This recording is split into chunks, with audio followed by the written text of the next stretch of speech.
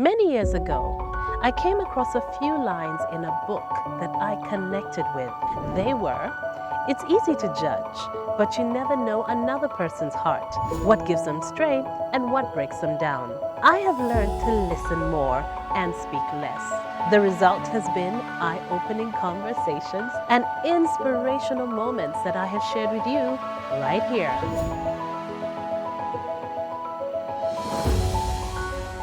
Hello and welcome back to my channel. It's Crystal One-on-One. Please make sure you subscribe if you love our conversations. Today I have Gnl Zamba, who has just admitted to me that he was trying to sneak into the country and we would not know that he's here. But I have him here on the show. Welcome. Hi Crystal, it feels good to be here. It's nice to see you. Yes. Someone yelled, "Ernest!" So... Ernest, oh my God, yes. Yes. The moment somebody calls me Ernest, I know we went to school together, or he's a dear friend. Like, the moment the Ernest name comes out of the bag, I know. You're like, well, this is someone I know from this is back someone I in really the know day. from, yes. So most yes. people call you what, GNL, or you just... Most people call me GNL. Other people call me Zamba. Other people call me G. G is more common among baboon forest people and among my in-laws as well. Oh, okay. And now my dad used to call me Honey, and with my mom because Ernest, but now it's all G. I'm sorry, did you say honey? Honey has no mobisi. I was spoiled because I was the only boy in the family. Oh man. So yes. Surrounded by women, huh? Surrounded by women. Okay. Yes. How many women are we talking? Like, you have a lot of sisters? Yes. Let's talk about. I have 3 sisters. But then it was a compound or a family that had so many powerful women. Okay. So you have my mom, you have her mom, and then you have aunties, 3 aunties. So it was a compound full of women with only 2 boys around. Oh my goodness. That's me and my dad. Okay. Yeah. So you're waited on quite a bit. Yes. You want to? Yes. I like that you admitted it. Like, yes, I was. Yeah. Okay. Well, welcome back to Uganda. Thank you. Is it just a break? Is it a holiday? You're trying to get some work in as well? It's a mix of all of those things, all of the above. Okay. But initially we were planning for it to just be a holiday, and then come see family, come see Jaja, and also check on friends and baboon forest fans. Now it has become like a whole thing, but I wanted to just check on a few key people that have always checked on me. How are you doing? Have you been? What are you working on right now? I just wanted to surprise them for a dinner somewhere, see family, and also do some projects that I can't speak on right now. Okay. So you're working on them in the background. Yes. Okay. How long have you been away? So it's coming to about 4.5 years now. Okay, that's a while. It's funny when you say 4.5 when you're in the country, that's when it hits you that, oh, that's a really, really long time. But when you're away, it feels like it's 4.5 months. Yeah. Because you're always moving and it's too fast. You kind of think the place you're from has frozen in time. Kumbe. Yeah, people's lives are moving on. Yeah, most definitely. Yeah. Coming back after that time, have you noticed anything very different? Did anything jump out of you, or it felt like, just the way you remembered it? So the beauty with social media is that you always keep up with people, and you always see what they're up to. You listen to the music, you see the art, people in galleries, what they are painting. You see what people on radio are talking about from the clips. I follow you, so I see the clips that you post. I see Ugandan All-Star also posting so many things. So you kind of like get the gist of things, but then you kind of start noticing new buildings on every corner. And we were talking about how Abasama, the word Abasama develops from Abasamav. Because everywhere you pass, you're like, hey, there's a new building over there. Hey, after what? Now there are 2 lanes here. So we have been through that quite a lot. But I'm happy to find that most of the people haven't changed. The warmth of the people hasn't changed, and the people are still beautiful. Okay. Yes. All right. Yeah. So let's go back to your mom. You talked about your mom, and I think you talked about your grandmother as well. Yes. Living with your grandmother. Yes. Your Jaja. Yes. Yes. Is that where the love for music came from? Yes. The love for music actually comes from my paternal grandmother. Oh. My paternal grandmother had, it shouldn't be even music alone, but she was a storyteller. She always had a story. Okay. And she would tell the stories with like exaggerated sounds and exaggerated, like everything. If she's telling a story about a zika, she would talk about how the zika came down on a tree, and she was like very animated, So that made me develop like a sort of imagination and to always embellish my words, and the choice of the words was always different. She made me realize how powerful words are. Wow. And I translated that to music, but it's initially storytelling. I loved stories before loving the music. Yes. Yeah. Because Luga Flow is, well, essentially is storytelling. Exactly. Okay. Yes. So when were you born? So I was born in 1986, right after Museveni was taking over, or he was taking over. He was taking over. That was January. That was around January. Yes. I was born on January 22nd, but I celebrate it on 29th now for some weird reason. No. What does that mean? So, how do you celebrate your birthday on a different date? 29th and 22nd. So here's the story. Uh-huh. My dad and my mom don't agree on my birthday. Okay. And the hospital where I was born also has a different date on my birth certificate. Okay. You get? So my dad insists, and he remembers all the events that went on. He said, I was on a bike, I was riding back to bring your mom things at the hospital, A, B, C, and D happened, and because it was this date, there's no way I could forget it. You were born on the 29th. Okay. And then my mom is like, I'm your mother, I'm the one who pushed you out. I'm the one who had you. Yes, I'm the one who had you, I'm the one who pushed you out. You were born on the 22nd and you were born on a Friday. And then the hospital is like, no. According to the records that we have here, you were born on 25th. Oh my gosh. So I celebrate my birthday for a week. It's a whole birthday week for me. that makes sense. Yes. Okay, we'll allow you that. Yes. You're like, let me just make it all the way to the 29th. Yeah. Okay. It's a very interesting story. Okay.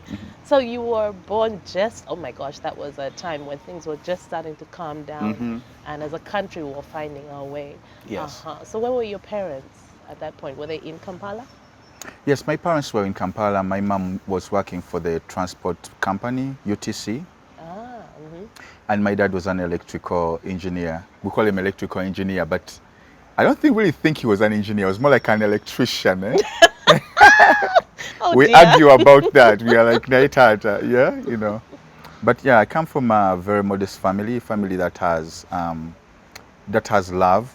Like I grew up poor, but I never lacked for love in any way. I have nothing to complain about. And I didn't realize how lucky I was until I began listening to stories from other boys who are my age, and they tell you, oh, my dad wasn't around when I was growing up, or my mother passed away. So I didn't know what that was like until I began listening to the stories. Right. And yeah, it really affects people in a different way. And even their upbringing is different. So I should count myself lucky. Yeah. Attitude of gratitude. The attitude of gratitude is real, yes. Yes, but it does really shape us more and more. Yeah. Now I'm learning childhood experiences really shape the adults that we become. Yes. Okay, yes, so yes. it was a happy childhood. Yeah. I mean, you had your grandmother, you was telling stories all Yes, the time. my grandmother was always telling stories. And so where my grandmother's house was, it was on the edge of a forest. Oh, okay. And then she had a farm, a cow farm and sheep and goats. And she had chicken on one side, right? And she was right next to a church on the other side. Okay. So I grew up with a place, and the place that led down to the house, because there was a main road and then you'd slope on the left or right depending what direction you're coming from. It was all lined up with fruits. So it's a very happy compound for me. You have guavas, and then you have pawpaws, and then you finish mangoes. So as you're going down, the whole place is an orchard until you get to the house. Wow. So yeah, I've That's so like many a memories childhood there. memory that is so solid in your yes, mind. Yes. Okay, and you said your sisters, were they all older? Are you the Yes, youngest? I have 2 older sisters, and then I have one who is younger. Yeah. Okay. So I have Rita, Winnie, and then there's me, and then there's Safe. Okay. Yes. And then school, where did you go? So all of them have finished university. My big sister is doing masters right now in the US, and also working as she's doing that. I have my youngest, the one that I follow is in Uganda. She has three nieces that I've just met for the very first time. All of them are like Uncle Zamba, Uncle Zamba. They're calling me Uncle Zamba. So that was a very exciting to see them for the very first time. And I have my younger sister who's now in New York. Okay. Yes, she's also doing her thing. She's between New York and Boston, so. Oh, okay. Yeah. All right. Yeah. Okay, so were you ever fighting, or you were? Because you said like. Oh, always. With who? Because All normally it's of like them. the siblings like right next to each other that fight the most. All of them. I was fighting all of them. Uh-oh. Like as a child, it was usually a fight between me and then the one that I follow, Winnie. And Safe was usually on my side. So it was usually a battle with the remote. Who controls the remote? Some people want to watch, what show was that on Sanyo TV? Carvington Cross, the one they used to have, where they had swords. And then there was Captain Planet. So it was between those times that somebody wants to watch a movie or wants to watch something else, and we are controlling the TV. Yeah. And fighting about who gets to watch what. Yes. So the fights would usually end with somebody switching off the main switch. Oh no. So that nobody. What? Yes. So it would come from the remote, and whoever overpowers the other, somebody hides the batteries, somebody goes and covers the TV sensor, and then it would end up with somebody climbing and switching off the main switch. Like all of us are not going to watch who had this. to deal with this madness all the time? Was it your mom? Yes, it was usually my mom. My mom used to deal with this, or my auntie. And my grandmother would find a way of solving it by either sending somebody somewhere, promising them a reward. And kids. Yeah. I know, but I think it's just that fight for independence, authority. Yes, yeah. That's why sometimes you're like, Yes. you look at children, you're like, it is not that serious. But at that point in time, it's like, I must win this. Yes, I must do yes, this. yes. And school? Yes, so in school, I didn't really like school. Okay. But there were certain things that I loved about school. I loved physics as a subject. Okay. That's more of the advanced.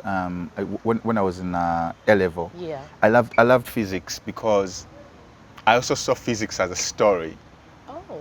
And I had a group in Chira College Boutique. That's where I went for my high school. So in Chira College Boutique, I used to write for the Chira Mirror, and we were writing the science section, right? So we were talking about planets, we were talking about asteroids.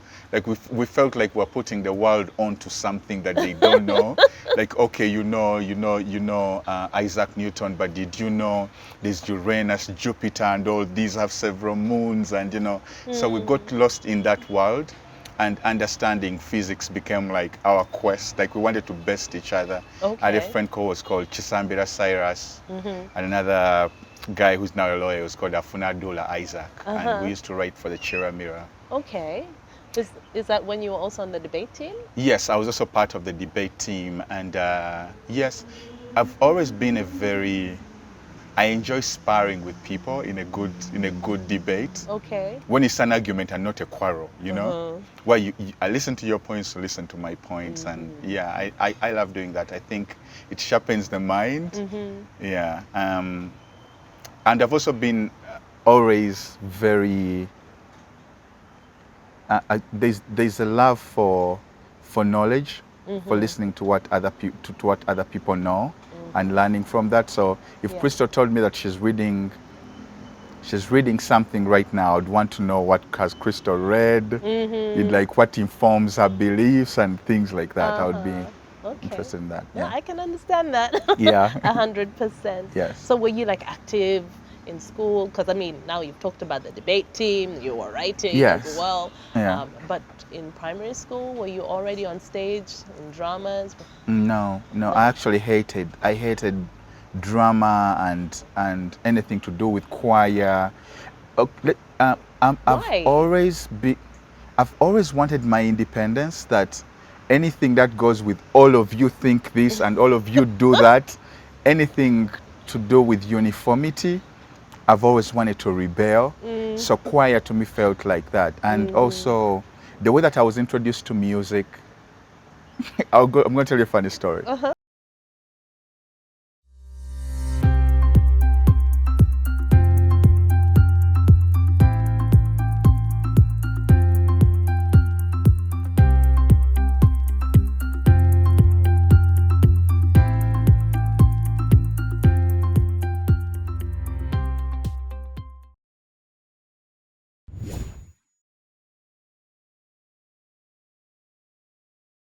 To music, I'm going to tell you a funny story. So one of the reasons I also didn't like choir was because the choir master had this thing where he used to count the metronome, right? And by beating on his thigh. Yes. And every time you'd mess up and not sing on cue, right? And not sing in time, he would shout. Sometimes he would beat people. It was very abusive. Yeah. So up to now, I've always hated the sound of the metronome. That even when I'm in studio and somebody puts it on, it triggers me in a certain way. I'm like, switch that thing off, you know? So I always learned to count my time in my head. I just nod, and that's where I know how the metronome and the speed of the tempo of the song is going. So anything to do with choirs reminded me of him. Wow. Anything to do with slapping the thighs so high was like an unhappy memory for me. And because that was primary school where someone is meant to introduce you to music, I didn't really get into choir music or appreciating choir music well into my late years, you know. But my grandmother introduced me to storytelling, so I loved the stories. And it wasn't until I married stories with music that the eureka moment happened for me. Yeah. Isn't it crazy that something from then Yes. can still trigger you now? Yes, very much so. But also, I like the fact that you recognize it as abusive behavior, because for many people, they're like, but that's how things were back then. That's how. Oh, yeah. That was normal back then. It was yes. considered normal, but now we know better. Yes. Yeah. It's very, very interesting how when you live in another society or in another community, you get to realize so many things about your community. It's like you lean further from the canvas, you see the bigger picture, and you get to understand so many more things about yourself in retrospect. Yeah. I'm one of those people who's not ashamed to say I'm seeing a therapist in the US. Okay. Not because I have so many things to deal with or mental problems or whatever, but it helps me deal with relationships and people, and also understanding myself as so much more, you know. Okay. So yeah, I do that, and it helps me deal with so many things and see the world in a very, very different way. Yeah. Okay. Yeah. So. Was there a reason? Was there a trigger for you to first have a session with a therapist, or did something happen and you realize, okay, I'm not coping? Yeah. Yes. So first of all, it's Los Angeles, right? Everybody has a therapist. Everybody goes to yoga. Everybody is carrying some hippie things going on. They're in their own world of spirituality and energy this and energy that. But I come from a background of like very, very hardened people. Like where I come from the ghetto of Kawempe, which I'm very proud of. So we don't think about talking to somebody else about what you're going through. And growing up around girls or women, I never really had a person that I would talk to, except with my peers who are all trying to, for lack of a better word, measuring the size of their yes. So you're trying to always best each other, and like, even if you fall on a bike, you're like, I didn't feel any pain, you know, but in reality you really are. So. But one of the reasons why I went to start seeing a therapist was because I wanted to have better relationships with people. Okay. Yes, it's a thing that people do.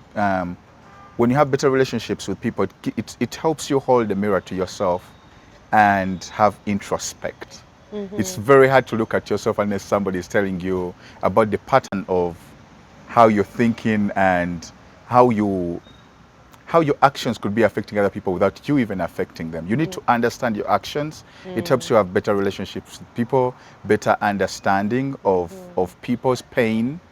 And yeah, So it's if you have a better very understanding beautiful of thing. yourself, then you're able to... Yes. The world would be so much better if we learn to listen to each other by examining who we are. But most of the times we're either very defensive, or we are always on the side of the best defense is attack.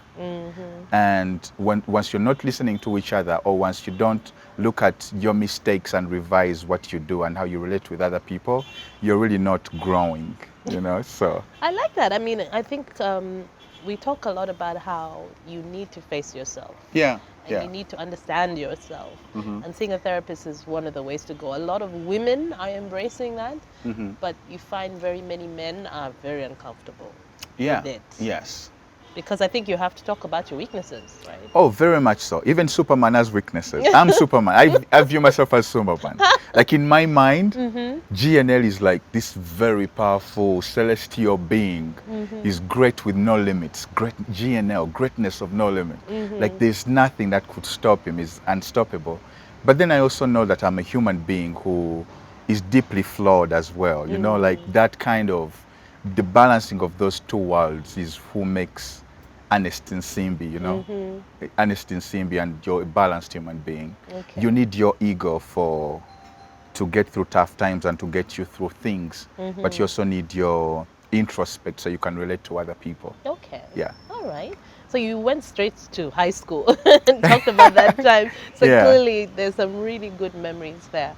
So you sat your A-levels there? Yes, I sat my A-levels. I should say the school that made me who I am was Chira College Butiki. Yeah. Because I was babied a lot when I was in Kawempe. But going to Chira College Butiki made me confront or see so many people coming from different parts of Uganda. So I had Acholi friends, I had friends from Arua, I had people from Kasese, I had Basoga, I had Baganda, whereas before in Kampala it was only, the Baganda and then the Batoro, and probably that was it, Banyankore. But we were in the, I don't know how to put it. I got a taste of what the beauty of my country from Chira College Boutique, because the beauty of Uganda is not in its hills. That's just 30% of it. The beauty of Uganda is mainly in its people, in the mannerisms of its people, you know. You get to understand how tough and loyal the people from the north are. Like loyalty is their key attribute. You get to understand that the Baganda are very fast moving. They are playing chess with emotions, you know. Yes. Keep talking. Yes, the Basoga dance, and they're very intelligent people too. Contrary to what the comedians portray them as, the Basoga are very intelligent people. You have the Banyankore who have this thing of loyalty to tribe, you know, and loyalty to groups, which is also a very, very strong thing. Yeah, so Uganda has so many attributes, and I call the Batoro the cranes of Uganda too. You know, like very graceful, you know, when they are talking, the way they greet, you know. Yeah, so I realized that from high school, and the love for my languages and us as a people grew from there. The love for being a Pan-African and realizing the strength in people like Lumumba, Martin Luther King, and the Sankaras of now, the Nyereres, and, you know, the Mandelas all came from the library that was in Chira College Butiki. Opened the whole world to me. Wow. And yes, the music too. We began listening to hip-hop music in Chira College Butiki to a point where it was religious. Like you would understand what Nas was talking about, and you'd hold debates of what one line meant, you know. So the poetry also developed from there. Sounds like a real awakening. Yeah, it was a real awakening, and you don't realize that's what it was. It was the renaissance of Zamba. Yeah. Until you're out of it and you get to realize that, oh, that's actually those were my very formative years. Yeah, and that was the foundation, right? Yeah. So that's why I did my O-level. And then A-level, there were several schools because I'd become very big-headed. So very many schools couldn't contain my big head. Yes. Okay. Yeah. So like what? You were going out, you were Yes, rebelling, I was skipping school. Yes, I was like, okay, I've been speaking English since I was a child. I think I can pass English without going to sit for the paper. And then they would say, okay, prove it, and then I would go sit for the paper and actually pass. So I'd become that kind of person who was very arrogant in my mannerisms. Oh, wow. I would say, okay, there's no need for me to pass this subject, and this subject because it's not going to be useful. Then my parents would be called, and then the punishment sometimes wouldn't fit the crime, and I would refuse to be punished. I remember one particular day, we were late because it was break time, and then we had to go for break and then come back to class. But then the teacher said, you should walk on your knees, walk on the knees, yeah? Yeah. Walk on your knees until the top of the hill, then that's when you can go to class. I looked at the gravel, I looked at my knees, You're like, I looked at my white uniform with this green belt. uh-huh. I was like, maybe this is the hill I'm going to die on, but I'm not going to do that. So everybody else was forgiven, and then my parents were called to school, and I was suspended. This time my dad just looked at me. But I was giving my reasons as to why I wouldn't be punished, and I said, I'm going to use these knees for the rest of my life. Merely kneeling on and walking on gravel might create a problem. Yeah. For me forever. This is just a piece of my life that's coming. And I don't think I don't think it's right for a person to be punished like that. Yeah. Yeah, so I was suspended from that school. I never went back. And another I can school. understand what you're saying, but Yeah. coming from that background where you were supposed to submit Thank you. to authority, Thank any you. authority figure, Yes. yeah, it couldn't have gone down well. Well, my dad had also planted the bag Oh. of independence. And for everything that he said, I would go back to what he had said of always encouraging us to be independent and to stand up for ourselves. So it was more like a catch-22, guy, you know? he's like, now what have I created? Yes, what have I created, yeah. So if the teacher would come and say, everybody has been making noise, I'm punishing everybody. If you haven't committed the crime and you've buried your head in a book and everybody has been making noise, how are you responsible for everybody else? Yeah. So I would refuse to be punished, and that would be another suspension or an expulsion. But yes, to cut the story short, I ended up sitting for my papers at Ntinda View. Okay. I don't think I don't know if it's still there, but Ntinda View College is where I ended up. And yes, I did PEM art, Okay. Yeah. which was physics, economics, math, and art for painting. Yeah, and I passed. I went to the university. Okay. And from the university I did environmental management. Yeah. Now the thing is, you've always had, I mean, much as, you know, a lot of people credit you as the person who really put Luga Flow out there. Yes. But even your artistic side has always been very present as well in needing everything you do. I mean, just looking at you right now, hello. Oh yeah. Oh yeah. Look at the rings yeah, and yeah. everything. I'm like, okay. Yeah. Okay, so Yeah. so was art something that you thought, what did you think you were going to do? At that point, like let's say your A-levels, you're finishing A-levels, Yes. where did you think your life was headed? Do you remember? So I would be lying if I said I did. At that point, did you know you wanted to be an artist? From university? Yes, from university I'd already begun mapping out what I wanted to do, but I didn't know it was really going to work or if I was going to depend on it until I read a book that totally convinced me. There was a book that was called Rich Dad, Poor Dad. Yeah, yeah. I think everybody by now has read it, but it's by Robert Kiyosaki. But it gave me the defenses that I needed to debate anybody who was who was opposed to me becoming an artist. Okay. That so many family meetings were called after I made the decision. So here's the thing, my family made me promise that I would graduate at university and then I would go do whatever I wanted. But when I graduated, I was one of the top people in my class. So a job was offered to me as one of the district deputy education environmental officer Mubende. Okay, okay. So I excelled, and there was like a slot for me, you know, like I'd already done what we call a thesis now. I'd already done a land use thing, which was already being used at the university. It was about the impact of several land use practices. Okay.